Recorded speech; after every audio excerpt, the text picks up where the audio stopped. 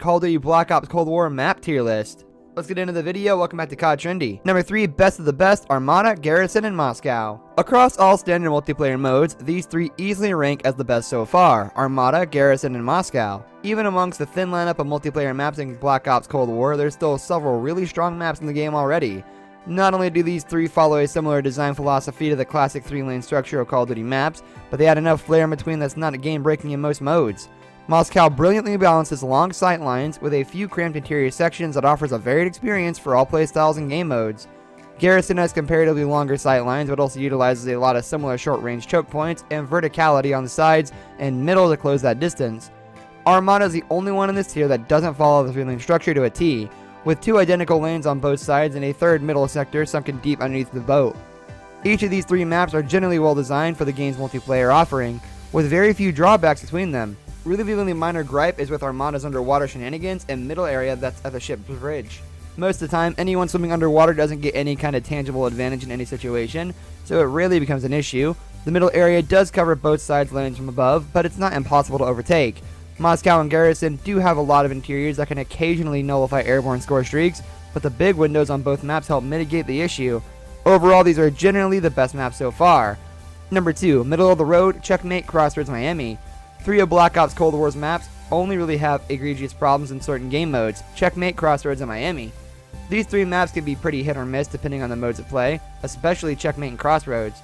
Miami is generally serviceable but not exceptional in any way, with several sections of the map that either go unused or aren't particularly advantageous to be in. Areas at the beach have absurdly long sight lines with no viable cover for use, and basically pointless to occupy unless the hardpoint is there. Checkmate is arguably the worst of the trio here, long and narrow sight lines, with very little cover within them, as well as a cramped plane in the middle of the map with multiple entrances makes objective-based modes extremely difficult on Checkmate. Playing domination is especially bad as it often means taking the B point first, that means the team wins the first half on Checkmate. Crossroads has a different issue in that the spawn points and spawn flipping is especially bad with the small size. Playing modes like Hardpoint or Kill Confirmed on Crossroads is an exercise in watching every angle constantly, not knowing when players will spawn on opposite ends. Number 1, worst of the worst, Cartel and Satellite. Which means there's only 2 maps that really are comparatively the worst, and for good reason. Satellite, and especially Cartel, are the worst designed maps in Black Ops Cold War so far. Satellite in particular is Sniper 7, which for Black Ops Cold War is already problematic, but it also makes various modes unplayable on that map. Kill Confirmed and Domination are especially problematic. Whichever team takes point B first now holds an extremely powerful vantage point over the opposing team. Assuming the team is skilled, there's virtually no way to take it back before halftime or the end of the game. Snipers can use the sand dunes to cover both sides of the map easily, and the verticality in the middle of the map means any cover on both sides is basically useless. It's an early winner-takes-all map with very little comeback potential. Cartel is even worse, but for different reasons. For one thing, there's a particularly bizarre design quirk with Cartel that's not seen in other maps.